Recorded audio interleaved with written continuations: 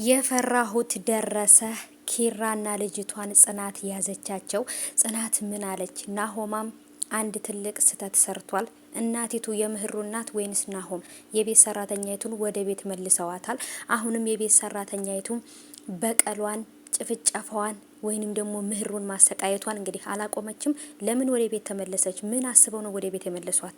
ክፋቷን ስላላወቁ ነው የመለሷት። ጽናትም ደግሞ ያየችውን ነገር በመጥፎ ነገር ስለተረዳችው ነገሮችን በጣም ከባድ አድርገዋለች። ሰላም ውድ የተከበራችሁ የቻናሌ ተከታታዮች እንዴት ናችሁ? ከኔ ጋር ሁሉ ሰላም ነው። ሰላማችሁ ይብዛልኝ ባላችሁበት ውድ ቤተሰቦቼ። ለቻናሌ አዲስ ከሆናችሁ ሰብስክራይብ አድርጋችሁ ቤተሰቡ ነው። ነባሮች እንኳን በሰላም መጣችሁ ብያለሁ ውድ ቤተሰቦቼ። ዛሬም እንግዲህ በድጋሚ የጽናት ድራማ ተለቋል። እጅግ በጣም የሚገርምና ደስ የሚል ቆይታ ነበር። እንግዲህ በነምህሩ ቤት አሁንም የተፈጠረ አዲስ ነገር አለ። ጽናትና ኪራ መሀል ላይ የተፈጠረ ነገር አለ። ጽናት አሁን ላይ መቼም ቢሆን ኪራን ድጋሚ ሌላ ጥፋት ቢያጠፋ ድጋሚ ይቅር ትለዋለች ማለት አይቻልም። በጣም ነገሮች ከባድ እየሆኑና ካሰብናቸው በላይ እየሄዱና መጥፎ ነገር እየሆኑ ነው ያሉት ማለት ነው። ይህም ነገር ሁሉ የተፈጠረው እንግዲህ በኪራ ምክንያት ነው። ኪራን በእርግጥ አሞት ነበረ መጀመሪያ ላይ ዚፑ ተበላሽቶ ኪራም በነገራችን ላይ ቤተሰቦች መጀመሪያ ላይ ዚፕ ተበላሸብኝና ብላ ዚፕ ልዘጋላት ነው ነበር ያለው። ምን ሲባል ነው ኪራ የሴት ልጅ ዚፕ የሚዘጋላት? እዛ ጋር ሴቶች ነኪ ያሉ። ስለዚህ እዛ ሴቶቹ ጋር ሄዳ ዚፓ ማዘጋት እንጂ የምን ወንድ ጋር ሄደው መለጣጠፍ ነው?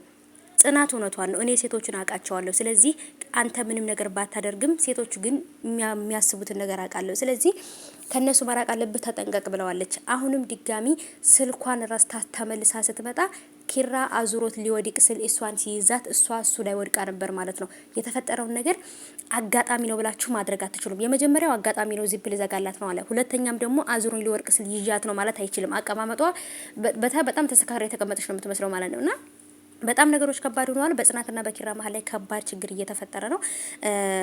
የጽናትና የኪራን ፍቅር ታውቃላችሁ። በጣም በጣም በጣም ጣጣና እንትን የበዛበት ነው። በቃ እንደ ሀረግ የተመዘዘ ነገር ነው። በቃ ቢመዘዝ የማያልቅ ማለት ነው።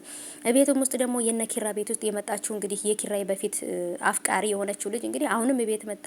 ጭራሽ የእናትና አባትን አልጋ ወስደሃል፣ ጭራሽ አልጋ ቀይረሃል ምናምን እያለች በፊት ከኪራ ጋር ስታረግ የነበረው ነገር እያስታወሰች ነበርና አሁንም ጽናትና ኪራን ለመለያየት እዚህ ቤት የመጣች ነው የሚመስለኝ። እኔ በጣም ቆንጆ ነኝ፣ ኪራ ለምንድን ነው እኔን ያላገባኝ? እንዴት ነው ይችን ገረድ የመረጣት ከኔ እያለች በጣም ነበረ ጽናትን እያንቋሸቻት የነበረችው ማለት ነው። እኔ ተምራ ከጥፋቷ ተምራ ይቅርታ ጠይቃ ከነሱ ጋር በሰላም ለመኖር የመጣች ነበር የሚመስለው። ግን ደግሞ አሁን ላይ በጣም ለነገር እንደመጣች ግልጽ ነው።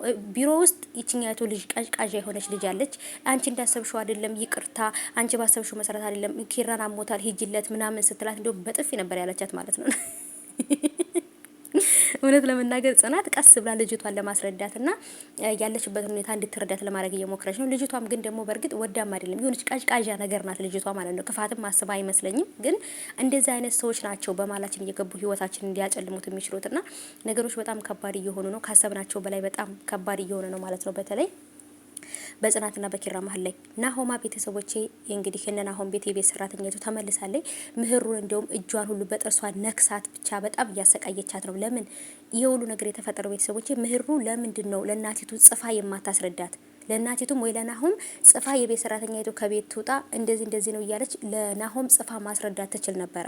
ልክ ባለፈው ለሰኒ ልታረግላት እንደነበረው ማለት ነው። ለምንድን ነው እንደዚህ አድርጋ ማስረዳት ያልቻለችው? የቤት ሰራተኛይቱስ ለምን እቤት ተመለሰች? በጣም ነገሮች አወዛጋቢና ከባድ ሆነዋል። ብዙም ኮሜንት ላይ ደግሞ ናሆማ እንዴት የቤት ሰራተኛቱን ታስገባታለ? ሰራተኛቱ መውጣት አለባት ምናምን። ናሆማ ለምንድን ነው የማያየው?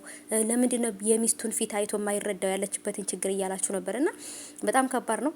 ምህሩም አሁን በጣም ትልቅ ስቃይ ውስጥ ነው ያለችው። አሁንም በኪራና በጽናት መሀል ላይ በዚች ልጅ ምክንያት ችግር ተፈጥሯል።